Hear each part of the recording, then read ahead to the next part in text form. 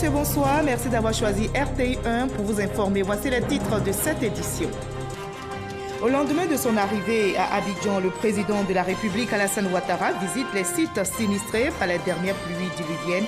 Il a rencontré les familles des victimes et leur a exprimé sa solidarité.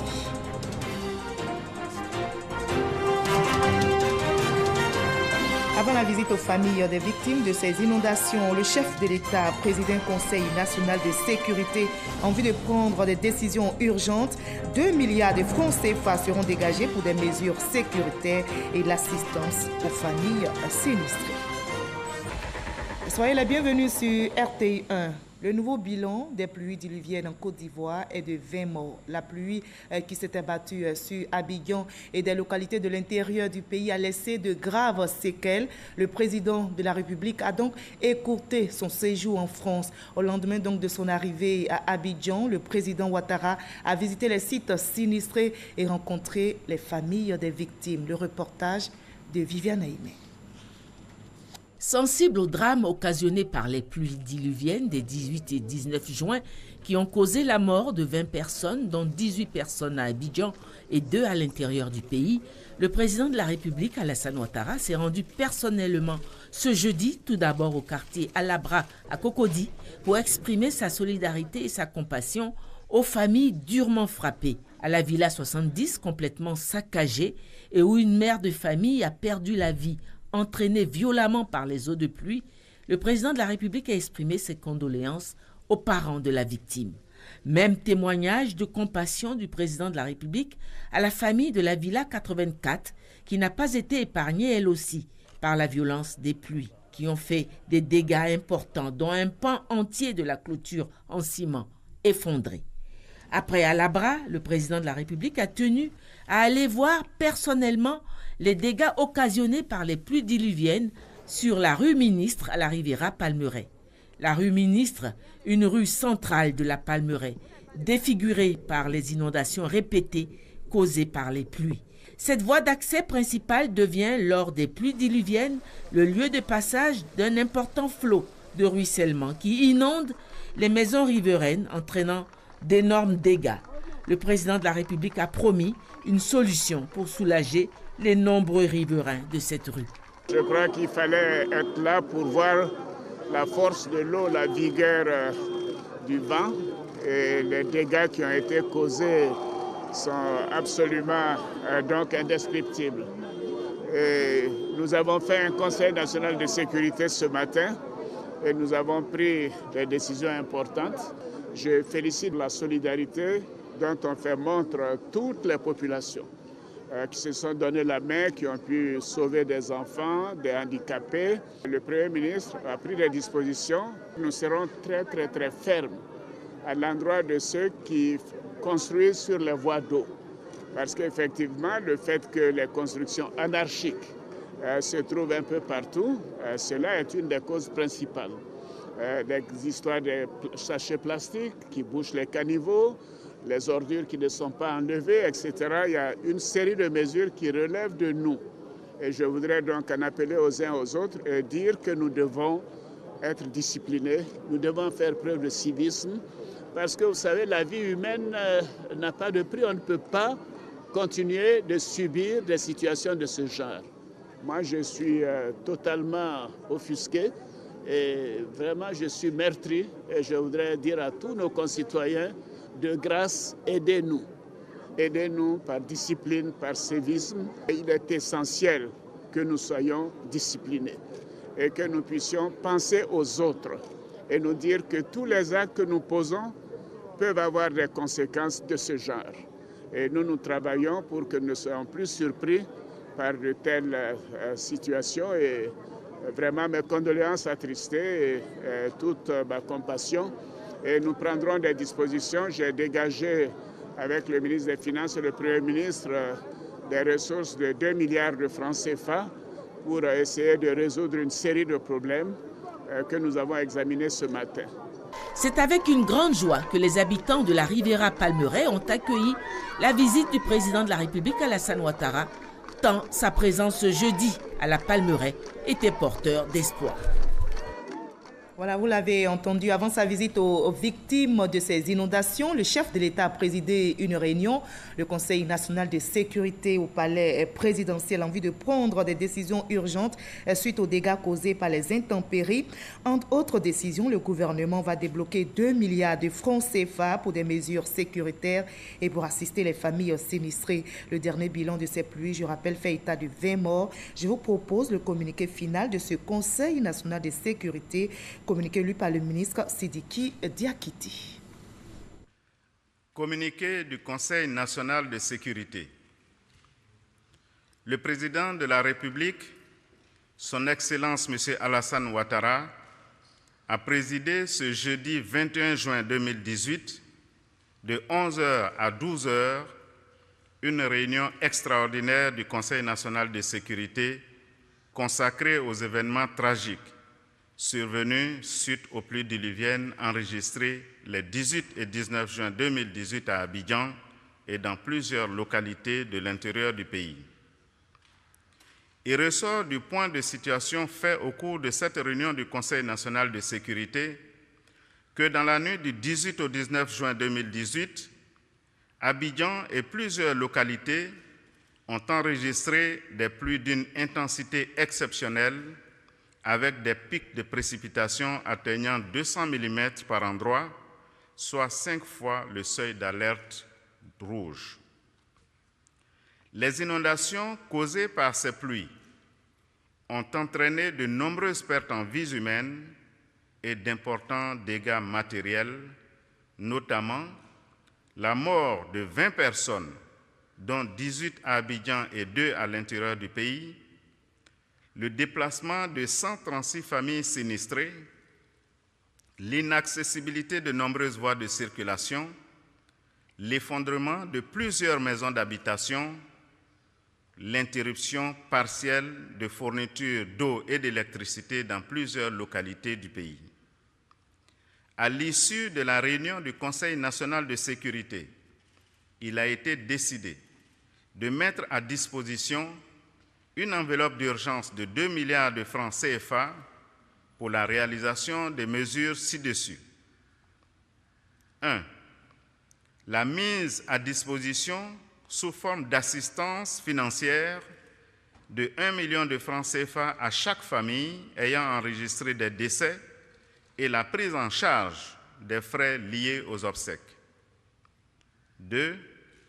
Une assistance en vivres et non-vivres pour les familles déplacées. 3. Le prépositionnement 24 heures sur 24 de forces mixtes de défense et de sécurité dans chacun des quartiers et sites à risque pour la sécurisation des domiciles et l'assistance en tout genre. 4e mesure, la mobilisation de 200 camions et 1650 militaires, gendarmes et policiers pour dégager toutes les rues des gravats et autres déchets charriés par les pluies et assister les populations pour le nettoyage de leurs domiciles. 5e mesure, le curage systématique de tous les caniveaux, notamment dans les quartiers immédiatement à risque. Le Conseil national de sécurité a également arrêté les mesures préventives suivantes. 1.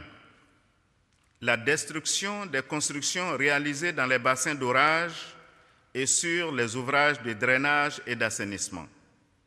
2.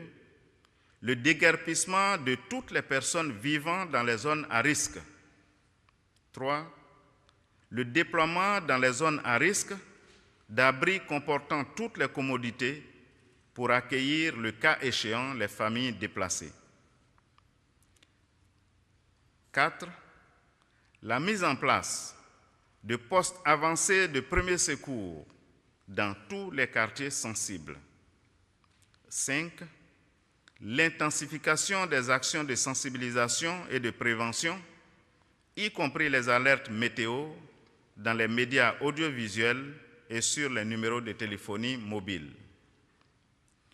Face à ce drame, le président de la République a réitéré ses condoléances aux familles éplorées, exprimé à nouveau ses souhaits de prompt rétablissement aux blessés et sa compassion à tous ceux qui ont subi des dégâts matériels.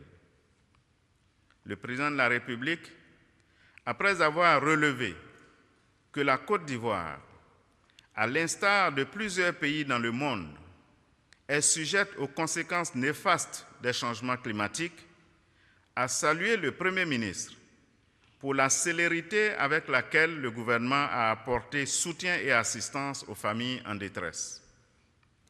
Il a également félicité les forces de sécurité et de protection civile, ainsi que les agents de santé et les nombreux volontaires pour toutes les actions menées pour soulager les populations affectées. Le président de la République a instruit le Premier ministre à l'effet de prendre toutes les dispositions pour la mise en œuvre diligente du schéma directeur d'assainissement et de drainage du district autonome d'Abidjan, adopté en Conseil des ministres le 16 mai 2018. Le président de la République a lancé un appel aux populations afin qu'elles respectent les consignes de précaution et d'interdiction érigées contre les installations anarchiques d'habitation dans les zones à risque. Le président de la République a donné des instructions pour que les décisions du Conseil national de sécurité de ce jour soient mises en œuvre sans délai. Fait à Abidjan, le jeudi 21 juin 2018. Et concernant l'alerte météo, notez que le service météorologique appelle toutes les populations à la vigilance pendant cette période pluvieuse. Vigilance renforcée surtout en cette nuit selon le service météorologique qui annonce des pluies. La saison pluvieuse devrait continuer jusqu'à fin juillet. Notre reporter Ami Sissoko a rencontré des agents de ce service. Nous écoutons leurs propos. À partir de cette nuit, pour Abidjan, on prévoit encore quelques cellules orageuses. Mais ces cellules orageuses n'auront pas la même ampleur que celles que nous avons eues il y a environ 2 jours. Nous avons encore quelques noyaux orageux qui vont bientôt intéresser la ville d'Abidjan et les autres villes aussi au niveau de l'intérieur du pays, telles que celles de Bondoukou et Bouna. Nous sommes toujours en saison des pluies. Et à chaque fois que vous avez une pluie, il peut survenir une inondation. C'est quelque chose que nous ne pouvons pas rigoureusement écarter. Déjà, nous avons eu une forte pluie. On a le sol qui est pratiquement saturé. Donc, une précipitation qui, peut-être en début de saison des pluies, n'allait pas avoir de fortes conséquences, peut avoir actuellement de fortes conséquences. C'est pour cela qu'on demande de toujours rester vigilant. Voilà, on l'a vu, ces pluies diluviennes ont entraîné des morts, endeuillant aussi des familles.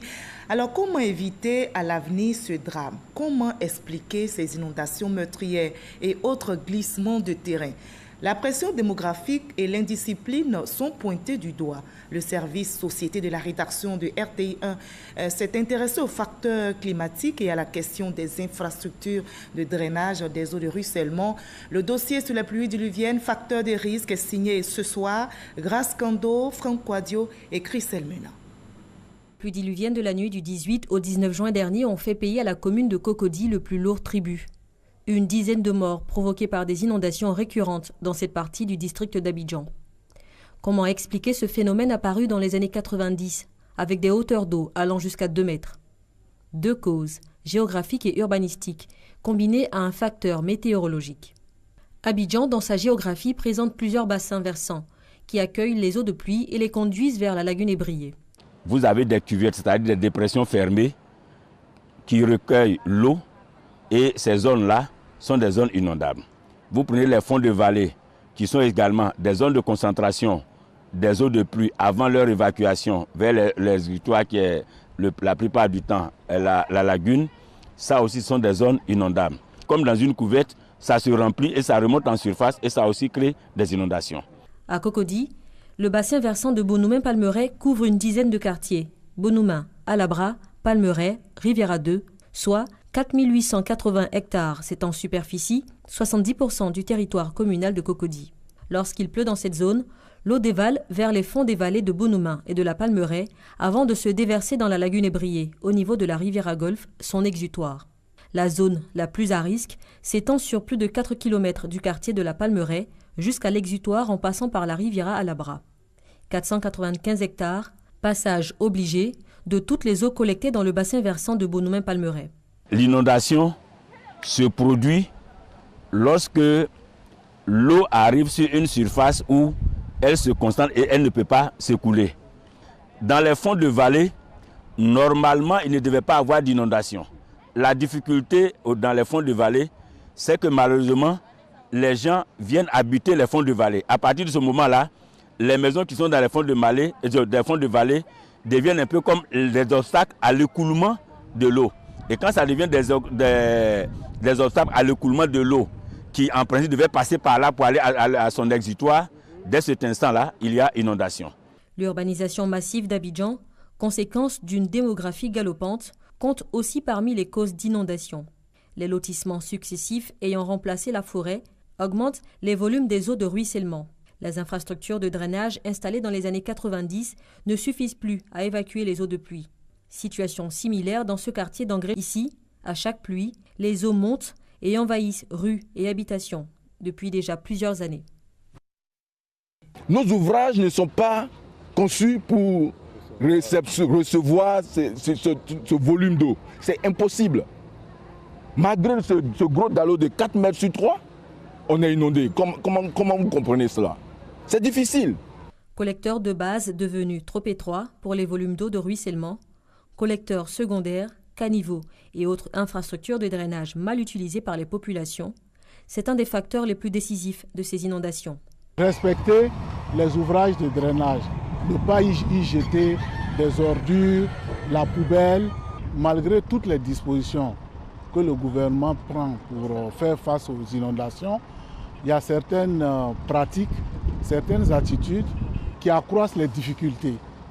Notamment, il y a les occupations anarchiques des passages d'eau. Vous avez toutes les vallées qui permettent aux eaux de ruissellement de s'écouler vers la lagune, qui sont de manière illicite occupées par les populations. On a des sites de barrage, d'écrêtement, par exemple comme celui de Bounoumin, qui sont occupés aussi par des riverains. Pour limiter les risques d'inondation, l'ONAD, l'Office national de l'assainissement et du drainage, a prévu un schéma directeur de renforcement des infrastructures de drainage. Actuellement, le grand défi, c'est le problème de la rue Ministre à la Palmeraie.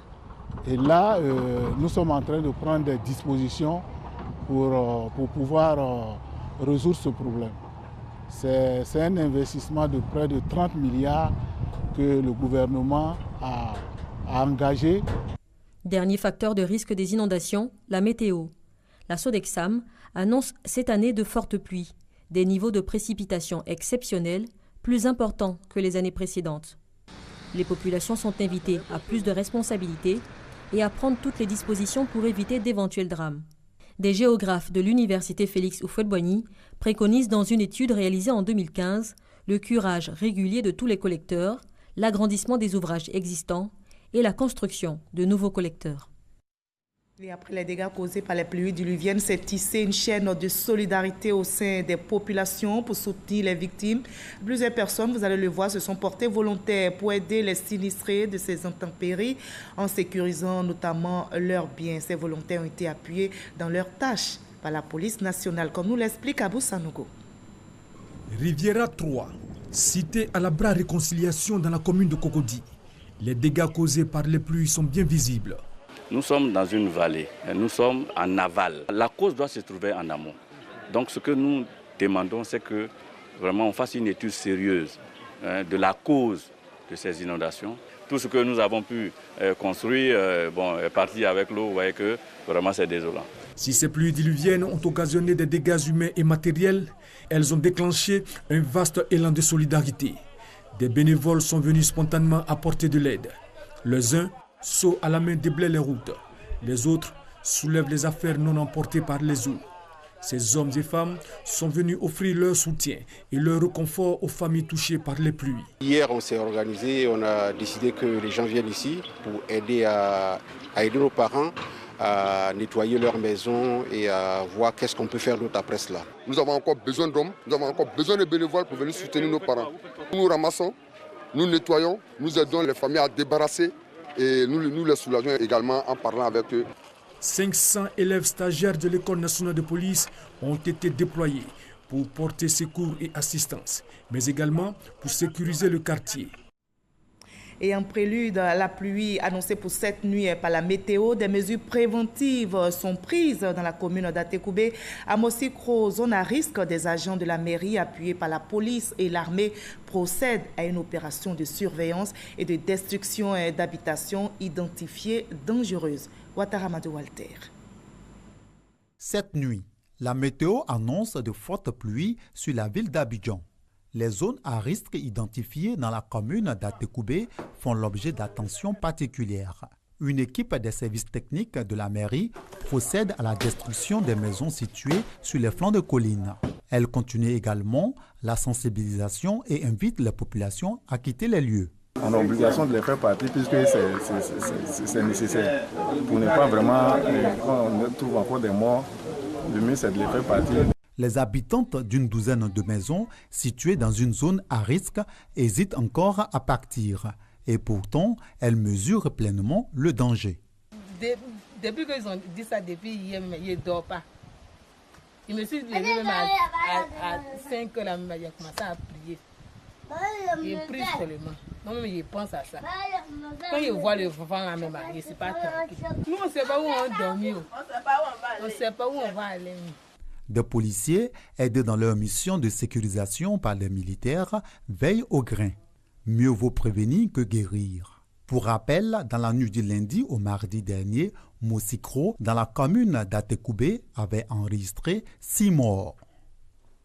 Et le ministère de la Culture et de la Francophonie informe qu'en raison de la catastrophe qui frappe notre pays suite aux pluies diluviennes de la nuit du lundi 19 au mardi 20 juin 2018, les activités prévues par le ministère de la Culture et de la Francophonie dans le cadre de la célébration de la fête de la musique 2018 sont annulées dans le district d'Abidjan. Le ministère de la Culture et de la Francophonie présente ses sincères regrets à ses invités et à ses partenaires.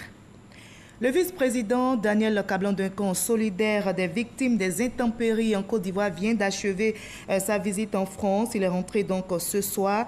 Notez que Daniel Kablan-Duncan s'était rendu en France pour les rencontres d'échange avec des partenaires au développement dans le secteur de l'éducation-formation.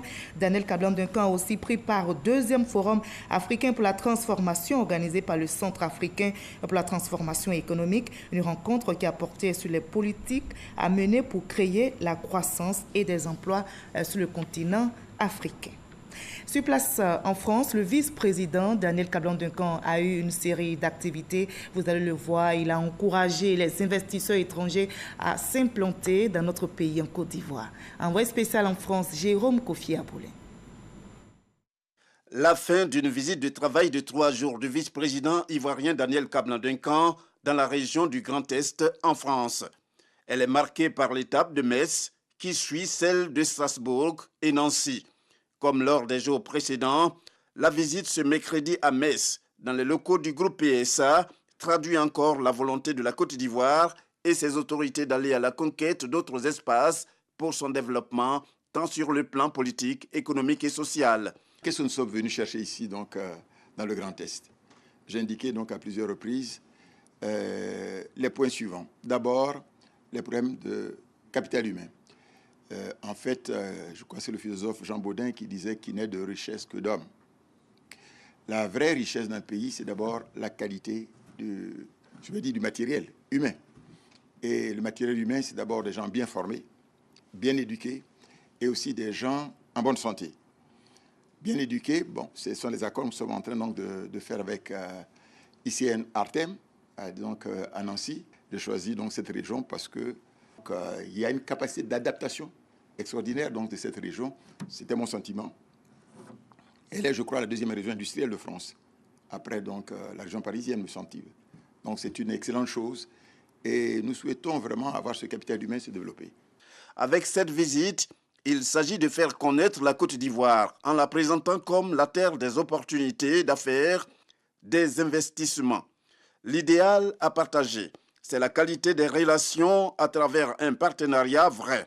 Et sur la question, le vice-président a bien son idée quand, après avoir dit une conférence à Nancy sur la Côte d'Ivoire, pôle économique de l'Afrique de l'Ouest, il anime une autre à Strasbourg sur l'Afrique, la France et l'Europe, une relation de proximité vers un partenariat repensé. Le seul moyen efficace de travailler pour le développement de l'Afrique est de travailler ensemble.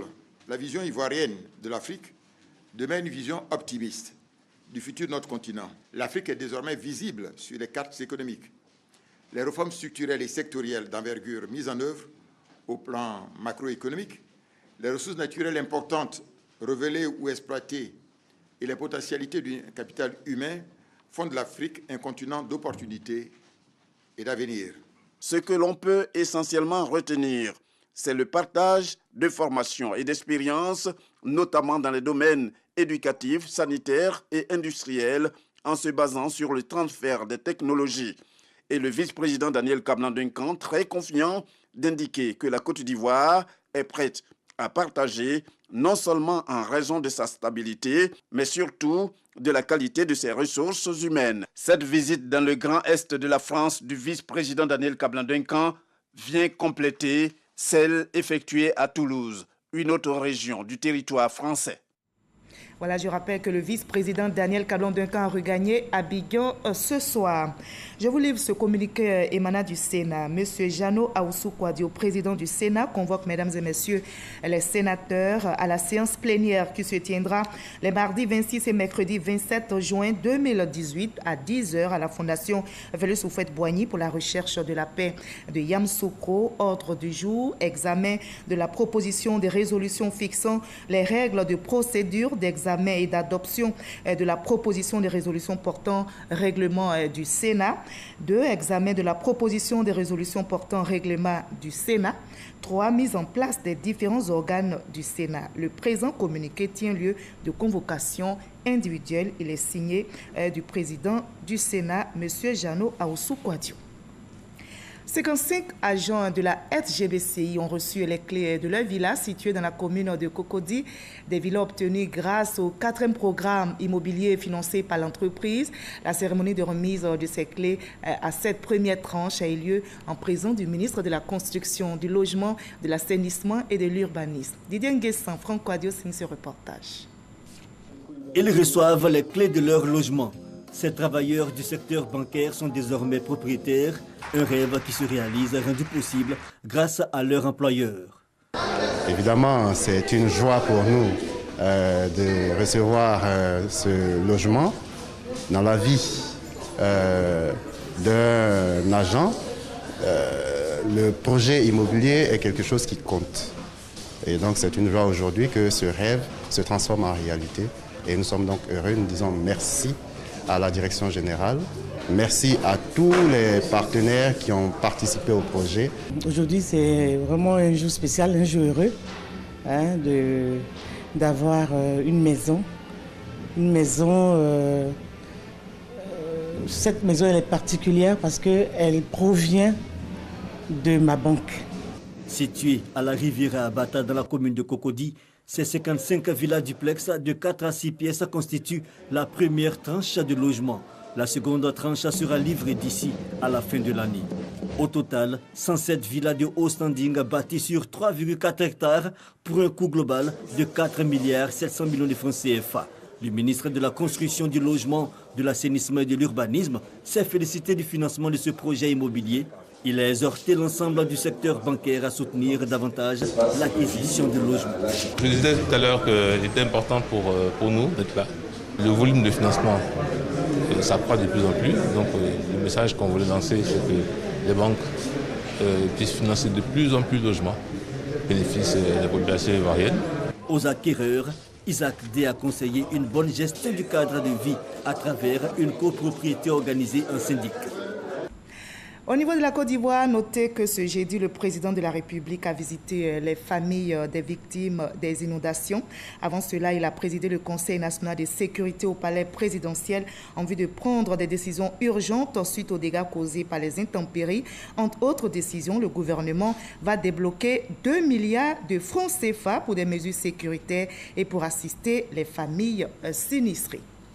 Prudence, prudence, n'oubliez pas, en cette nuit, le service météorologique annonce des pluies. À demain 20h.